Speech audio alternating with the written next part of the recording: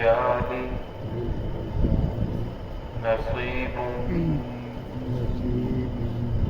مما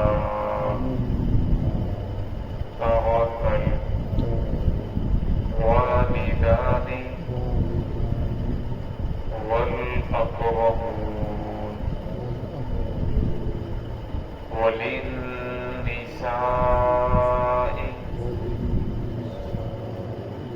نصيب مما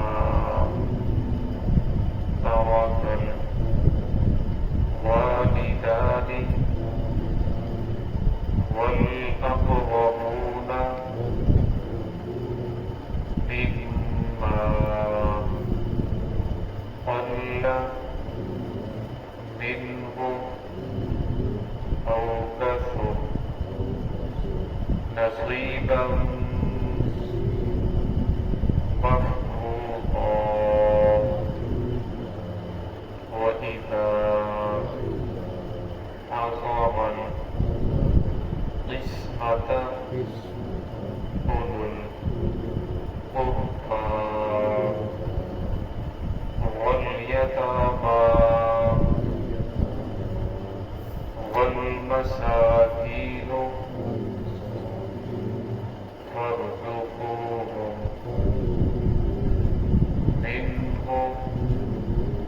وقولوا لهم قولا معروفا. بسم الله الرحمن الرحيم. للرجال نصيب مما ترك الوالدان والأقربون وللنساء نصيب مما ترك الوالدان والأقربون مما قل منه أو كثر نصيبا مفروضا وإذا حضر القسمة أولو القربى واليتامى والمساكين فارزقوهم منه وقولوا لهم قولا معروفا. للرجال نصيب مما ترك الوالدان، مردوں کی یہ بھی حصہ ہے وہ جو چھوڑ کر چلے گئے والدین والاقربون اور قریبی رشتہ دار، وللنساء نصیب اور اسی طرح عورتوں کے لیے بھی اس مال کے اندر حصہ ہے مما ترک الوالدان والاقربون جو والدین چھوڑ کر جائیں اور قریبی رشتہ دار چھوڑ کر جائیں، مما قل منہ او کثر وہ مال کم ہو، منہ او کثر یا زیادہ ہو، نصیب مفروضہ ہر ایک کا حصہ مقرر ہے. وَإِذَا حَضَرَ الْقِسْمَةَ اور جب حاضر ہو جائیں تقسیم کے وقت اولو القربى قریبی رشتہ دار، والیتامى اور یتیم، والمساکین اور فقیر محتاج، فارزقوہم پس اس مال میں سے ان کو بھی کچھ دو، وقولوا لهم قولا معروفا اور کہو ان کے لیے معروف بات، سیدھی سادی بات. یہ پہلی آیت ہے جس کے اندر اللہ رب العزت نے عورتوں کی میراث کے بارے میں حکم نازل فرمایا کہ جس طرح میراث مردوں کا حق ہے اس طرح عورتوں کا بھی حق ہے. جس طرح مرد کو میراث ملے گی اس طرح عورت کو بھی میراث ملے گی. زمانہ جاہلیت کے اندر عورتوں کو اور چھوٹے بچوں کو میراث نہیں دیتے تھے، اس لیے کہتے کہ بچہ لڑ نہیں سکتا اور عورت بھی جو لڑ نہیں سکتی لہذا انہیں میراث نہیں ملے گی، اس لیے ان لوگوں کو میراث سے محروم رکھا جاتا تھا. آج کے دور کے اندر بھی عورتوں کو میراث بہت کم دی جاتی ہے اور کہہ دیا جاتا ہے کہ بہن نے میراث کو معاف کر دیا. حالانکہ شریعت کا مسئلہ یہ ہے کہ آپ اس کی اگر وہ معاف کر دیتا تو معاف نہیں ہوتی، کیونکہ ایک آدمی کی ملکیت ہی نہیں ہے، وہ کیسے معاف کر سکتا ہے. اور میں آپ زمین کو اس کے نام انتقال کروائیں، رجسٹری کروائیں، پھر کچھ سال اس کے پاس رہے، اس سے نفع اٹھائے، اس کے بعد بہن آپ کو اٹھا کر معاف کر دے یا آپ کو دے دے تو پھر جائز ہے. ایسا نہیں ہو سکتا. آپ کسی کو دیں تو وہ بالکل آپ کو واپس نہیں کرے گی. یہاں فرمایا کہ اگر آپ ایسا نہیں کرتے تو اس کی جتنی جائیداد بنتی ہے اتنے پیسے اس کو دے دیے جائیں، پھر اس کے بعد وہ 6 ماہ 7 ماہ سال اپنے پاس رکھے، اس کے بعد کہیں کہ اگر آپ نے مجھے دینی ہے، مجھے معاف کرنا ہے، تو وہ سال کے بعد آ کر مجھے دے دیں۔ اور اگر پھر وہ دیتی ہے تو پھر تو سمجھا جائے گا کہ بہن نے میراث کو دے دی ہے، معاف کر دی ہے۔ اگر میں ایسے نہیں دیتی تو فرمایا پھر بہن کا حق آپ کھا رہے ہو جو بالکل حرام ہے، اگر وہ آپ کو معاف بھی کر رہی ہے تو اس کے معاف کرنے کی وجہ سے وہ معاف نہیں ہو رہا۔ تو یہاں اللہ رب العزت نے فرمایا کہ والدین چھوڑ کر جائیں، قریبی رشتے دار چھوڑ کر جائیں، تو فرمایا مردوں کے لیے بھی حصہ ہے، عورتوں کے لیے بھی حصہ ہے۔ اب کتنا حصہ ہے وہ آگے والے رکوع کے اندر اس کی پوری تفصیل آ رہی ہے۔ مما ترک الوالدان والاقربون مما قل منه او كثر، فرمایا وہ مال زیادہ ہو یا مال کم ہو، وہ مال زمین جائیداد ہو یا مال دوسرا ہو، فرمایا اگر سوئی کے اندر ڈالنے والا داغا بھی ہے تو اس کے اندر بھی بہن کا حصہ ہے، تھوڑا ہو زیادہ ہو ہر چیز میں سے اس کو حصہ ملے گا۔ نصیبا مفروضا، فرمایا اللہ رب العزت نے ہر ایک کے حصے کو مقرر کر دیا۔ وَإِذَا حَضَرَ الْقِسْمَةَ أُولُو الْقُرْبَىٰ،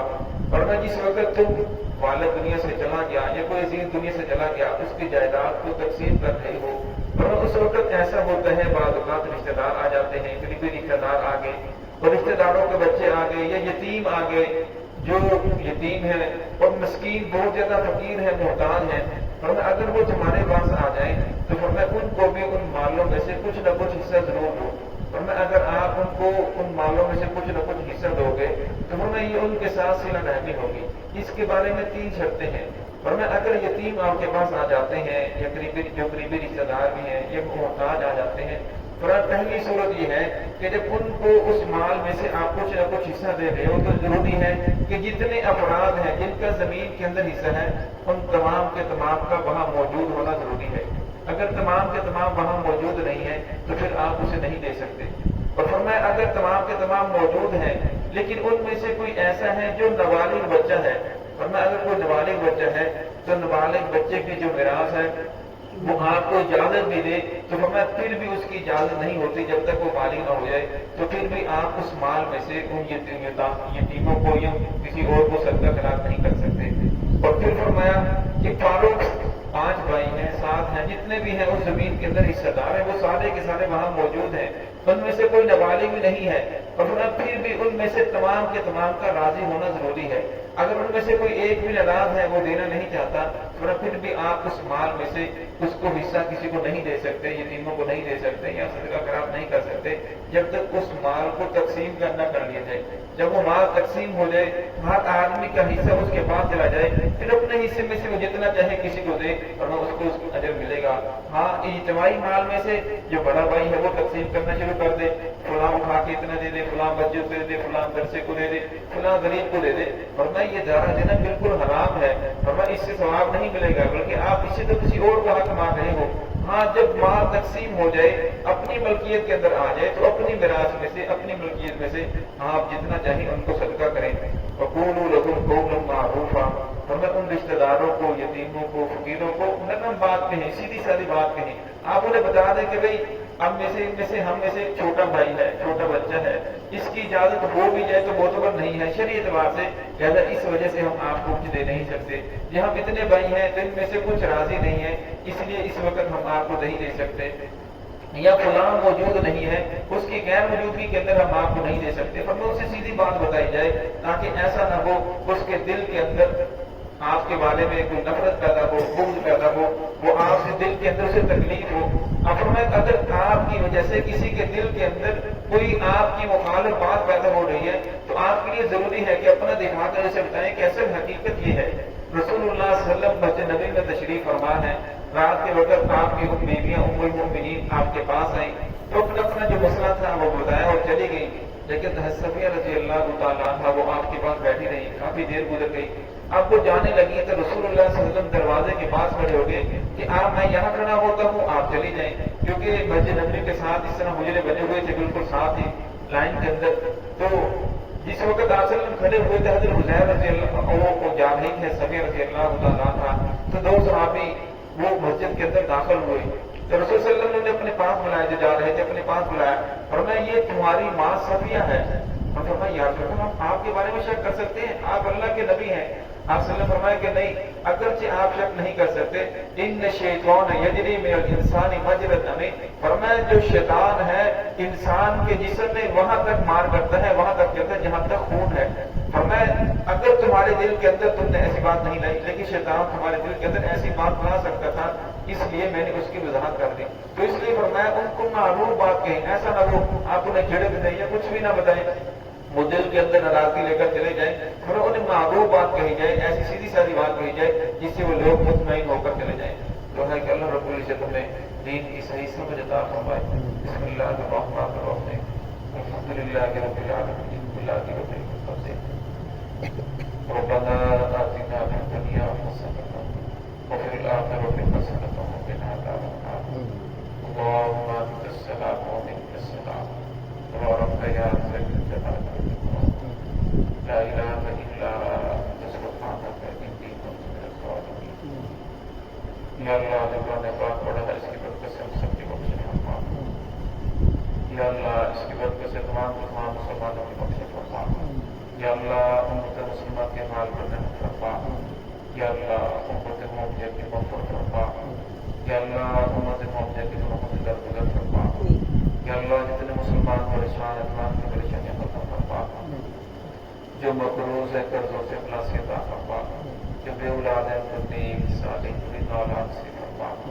یا اللہ جن کو تو نے اولاد دی ہے اولاد ان کا فرما بردار بنا، یا اللہ جن کے بچے جوان ہیں عطا فرما،